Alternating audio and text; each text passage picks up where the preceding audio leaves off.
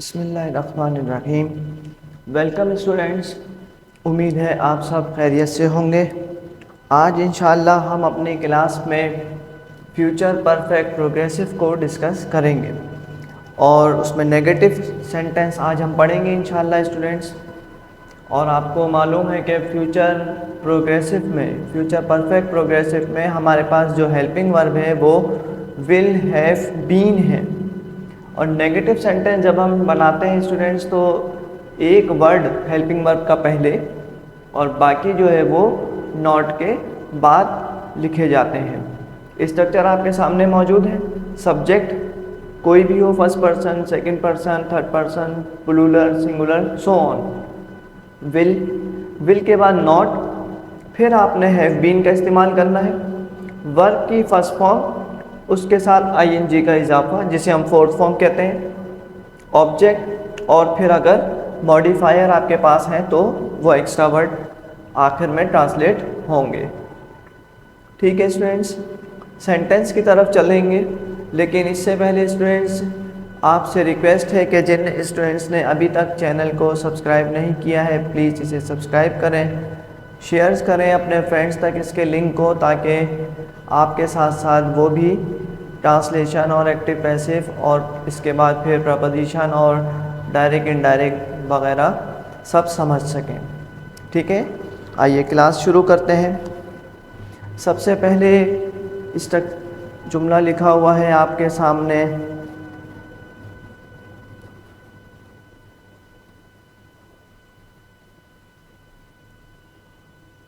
तुम अच्छी कहानियाँ नहीं लिखते रहे होगे। आखिर में ते रहे होगे आ रहा है, तो इसका मतलब है ये फ्यूचर परफेक्ट प्रोग्रेसिव का सेंटेंस है, क्योंकि इसमें आखिरी वर्ड जो है वो हमारे पास आइडेंटिफिकेशन जो है वो ता रहा होगा, ती रही होगी होता है। तो सबसे पहले आपने सब्जेक्ट ट्रांसलेट करना होता है स्टूडेंट्स, और सब्जेक्ट आपके पास क्या है? तुम, और तुम को कहते हैं यू। यू के बाद आपने लगाना है विल के बाद लिखना है नॉट, और फिर बाकी helping verb. You will not have been writing, लिखने को राइट कहते हैं स्टूडेंट्स, और वर्ब की फोर्थ फॉर्म आ जाएगी राइटिंग। गुड स्टोरीज, गुड मतलब अच्छी, स्टोरीज क्योंकि हमारे पास कहानियाँ लिखा है इसलिए मैंने वाई को रिप्लेस करके IES लगा दिया। मैं अपने साथियों को नहीं भुलाता रहा हूँगा। मैं आई, तमाम सब्जेक्ट के साथ इसमें एक ही हेल्पिंग वर्ब यूज़ होता है। I will not have been, भुलाना, भुलाने को क्या कहते हैं स्टूडेंट्स? फॉरगेट, ING लग जाएगा। I will not have been forgetting my friends, I के साथ अपना के लिए माई यूज़ होता है। I will not have been forgetting my friends. Students, अपना जो लफ्ज़ है ना, अगर आपके पास सब्जेक्ट में है तो उसमें अपना के लिए माई यूज़ करेंगे। अगर हम के साथ अपना है तो अपना मायने के लिए फिर माई नहीं आएगा बल्कि आवर आएगा। वी के साथ आवर, ही के साथ हिज, शी के साथ हर, यू के साथ योर, और अगर नाउन नेम है और अगर मेल है तो हिज, और अगर फीमेल नेम है, लड़की का नाम है तो फिर हर। ठीक है, ये मैं अपना लफ्ज़ के लिए आपको बता रहा हूँ। ठीक है, मैंने एक आध वीडियो में आपको मज़ीद इसके बारे में तफसील से बताया है। जो स्टूडेंट्स शुरू से मुझे फॉलो कर रहे हैं उन्हें बखूबी इसके बारे में मालूम होगा। हम अपने हाथ से पत्थर नहीं मारते रहे होंगे। We will not have been, we will not have been. पत्थर मारना, फेंकना होता है थ्रो, और लेकिन क्योंकि मारना है तो मारने का मतलब है beat. We will not have been beating stone, stone कहते हैं पत्थर को। We will not have been beating stone, अपने हाथ से, by our hands, by our hand, अपने हाथ से। ठीक है, बाय मीन्स ज़रिए हाथ के ज़रिए काम हो रहा है, इसलिए तो जब कोई काम किसी चीज़ के परफॉर्म का ज़रिया हो तो वहाँ हम बाय यूज़ करते हैं, बाय आवर हैंड्स। मछेरा समंदर में नहीं जाता रहा होगा। मछेरा किसे कहते हैं स्टूडेंट्स? आपको मालूम होगा, प्रोफेशंस हम लोग पीछे पढ़ चुके हैं। मछेरा कहते हैं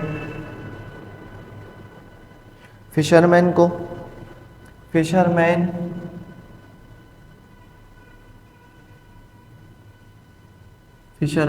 will not have been, fisherman will not have been going, जाना, गोइंग समंदर में, इन सी, इन सी। ठीक है स्टूडेंट्स, वो बाजार में शोर नहीं मचाती रही होगी। थर्ड पर्सन सिंगुलर की तरफ इशारा है, लेकिन तमाम सब्जेक्ट में इसमें एक ही हेल्पिंग वर्ब है, will not have been. She will not have been making noise, शोर मचाने के लिए स्टूडेंट्स मेकिंग नॉइज का लफ्ज़ इस्तेमाल होता है। नॉइज शोर को भी कहते हैं। She will not have been making noise, शोर मचाना, कहाँ पर? बाजार में, इन मार्केट।